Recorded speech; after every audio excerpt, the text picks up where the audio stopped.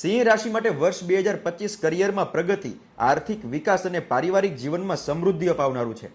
શનિ, ગુરુ, રાહુ અને કેતુનું ગોચર તમારી મહેનત અને તમારા ધૈર્યની પરીક્ષા લેશે, પણ સંયમથી કરેલું કાર્ય અને સાચી રણનીતિ તમને આ વર્ષમાં ઘણી બધી ઉપલબ્ધિઓ અપાવી શકે છે. 29 માર્ચ 2025માં શનિદેવનું રાશિ પરિવર્તન થશે, જે સિંહ રાશિની નાની પનોતીની શરૂઆત કરશે, જેનો પ્રભાવ તમારા લગ્ન જીવન ઉપર દેખાશે.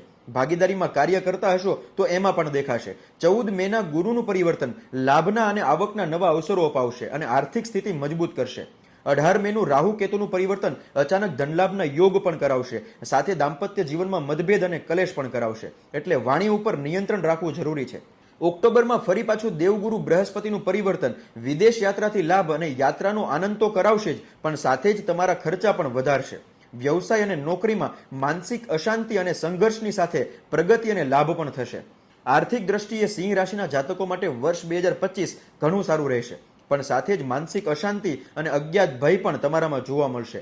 કારણ વગરના ખર્ચાઓથી બચવું, વર્ષના અંતિમ ભાગમાં રોકાણ કરવામાં અને દેવું કરવામાં પણ સાવધાની રાખવી જરૂરી છે.